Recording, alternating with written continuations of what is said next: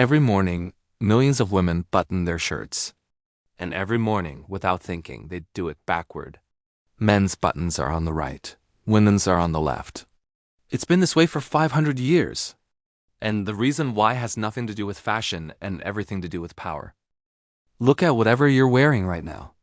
If your buttons are on the left side, you've just touched a 500-year-old secret. You've probably never noticed. Or if you have, you assumed it was meaningless. Fashion being fashion. But here's what nobody tells you. This wasn't an accident. It was a choice. A deliberate choice made in the 16th century to keep women in their place. To understand why your buttons are on the left, we need to go back to 1540. Henry VIII is on the English throne. And if you were a wealthy woman in Europe, your clothing was a prison. Literally. A noblewoman's dress might have dozens of buttons, hooks, and laces. Getting dressed required assistance. You couldn't do it alone. And because the servants who dressed you were right-handed, the buttons were placed on the left side of the garment. Picture this. A noblewoman stands in her bedchamber while her maid kneels before her, fastening dozens of tiny buttons from the bottom up. From the servant's perspective, standing in front of her mistress, those left-side buttons were on the servant's right. Easy to reach, efficient, practical. But this wasn't just about convenience, it was about status. Having buttons on the left signaled something very specific. You were wealthy enough to have someone dress you. Working-class women didn't follow this convention. They couldn't afford to. They dressed themselves, so their buttons were on the right. Practical, functional, self-sufficient. The button placement became a class marker. Left side meant leisure, wealth, status. Right side meant work, necessity, independence. And then, in the 19th century, something happened that would lock this convention in place for the next 200 years. By the 18th century, fashion had become weaponized. Elaborate gowns with hundreds of buttons weren't just beautiful. They were shackles. The more complex your clothing, the more servants you needed, the more wealth you displayed. But here's another theory historians debate. Wealthy women rode side saddle. And with buttons on the left, the button placket faced away from the wind while riding. One small practical benefit that reinforced a convention built on inequality. Imagine an 18th century woman galloping across an English estate, her riding habit fastened with left side buttons, the wind pressing the fabric closed rather than threatening to gap it open. A small engineering advantage.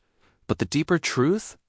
Whether it was servants, saddles, or both, the left side button became inseparable from the idea of a woman who didn't need to do things for herself. A woman who was dressed rather than one who dressed herself. The Industrial Revolution changed everything. Clothing went from handmade to mass-produced, and mass production demanded standardization. You can't manufacture millions of garments with inconsistent button placement, so factories chose a standard. They chose the convention of the wealthy. Left side buttons for women. Not because it made sense for factory workers assembling shirts in Manchester, but because the upper-class convention had become the default, the privilege became the normal. The 19th century also gave us the separate spheres ideology.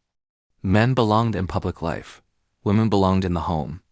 And women's clothing became increasingly designed to signal that she didn't work, that she didn't need independence. Corsets restricted breathing.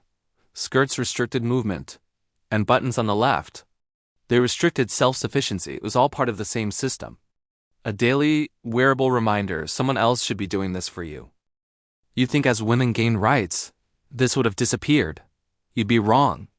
The 1920s brought the flapper revolution. Women cut their hair, raised their hemlines, challenged every convention, but their buttons, still on the left. World War II put women in factories building planes and ships. They wore practical work clothes, but the mass-produced blouses, left-side buttons, the 1960s brought women's liberation. They'll walk into any store and the women's shirts still had buttons on the left. Women marched for equality. They demanded the vote, equal pay, reproductive rights, entry into every profession. They challenged systems that had oppressed them for centuries. But nobody questioned the buttons. Because by then, the original reason had been forgotten. Left side buttons persisted not because they made sense, but because changing them didn't make financial sense. Inertia became the reason, and 500 years of history became the justification. Today, factories are still tooled for left side buttons on women's clothing. Patterns are still designed that way. Consumers still expect it. Retooling would cost millions. Redesigning would confuse shoppers.